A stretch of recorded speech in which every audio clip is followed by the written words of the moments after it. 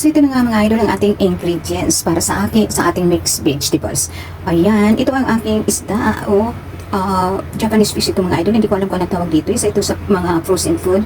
Ayan, syempre ito yung konting carrot at sliced ginger. Syempre ito naman ang garlic. Ang pugo o itlog na pugo. Syempre pinoil muna natin yan at tinanggalan ng shell. At ito naman yung bell pepper na kulay dilaw. Broccoli, cauliflower. Silang lahat ang ating paghahalo-haloin para sa ating hapunan ngayong gabi. So, syempre, titimplahan natin yan ng asin, magic sarap. Ayan, may magic sarap kasi ako. Ayan, magic sarap. Yan ang ating ilalagay. Yan, ganyan lang kasimple mga idol. Syempre, dahil gigisa gagamitan natin ng mantika at konting tubig. Try natin itong isda hanggang sa mag-brown. Both sides.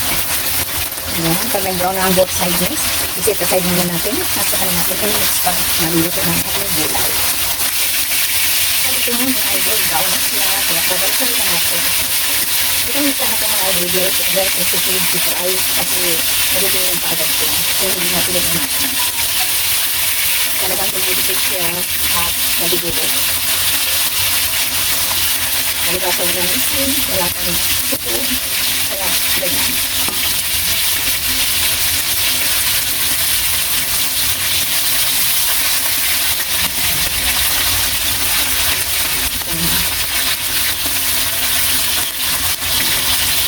Yung pan ko, hindi ito yung sa mga small stick na. Hindi. Kaya, binigit ito yung pan.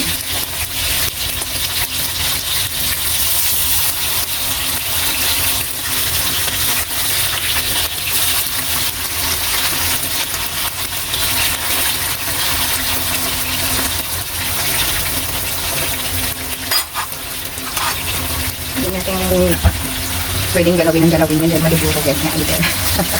Kaya ano lang ang dalawang hapis mga isda. Sa isda na lang. Pre-add. Nandito na nga mga idol. Nalubat lang ang ating cellphone. Kaya hindi na natin nakampisahan. Nandito nga nakikipagsapalaran tayo sa 4% na battery. Ayan. So, binigit lang yan mga idol. Mix natin. Siyempre naman natin yung garlic at ginger. Saka naman natin yung mga carrot at itong bell pepper. Paki-fry natin. Ngayon, itinagalas na natin ang ating broccoli. At siyempre, ito namin na cauliflower. Hindi ko na ginamitan minsan ang aking cellphone, kaya pag nalubat ito, tinanggal ko sa charger. Yan. Pagkatapos, ihalo pa natin si puyo. Ayan. Kahit lang natin, hindi na natin sila ganyan ng ano ng tubig. Lagyan muna natin ang puyo. Ayan. Lagyan natin ang puyo. Konti lang. Nagtutuloy kasi yung gulay na konting tubig kaya hindi natin lalagyan ng tubig. So, binlanch ko na kasi ang gulay na yan. Ayan. So, lalagyan natin ng magic sarap. Ayan. Halo natin. Halo natin. Wow, ang bango.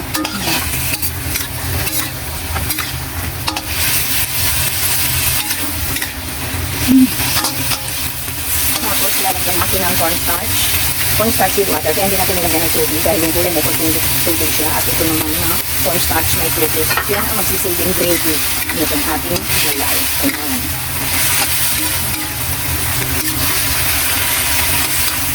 Pero kung dry na dry mga idol, lagyan nyo ng konting tubig. Ito kaya stock. Ayan, ilagyan natin yung isda na tinday natin. Saka natin i-mix.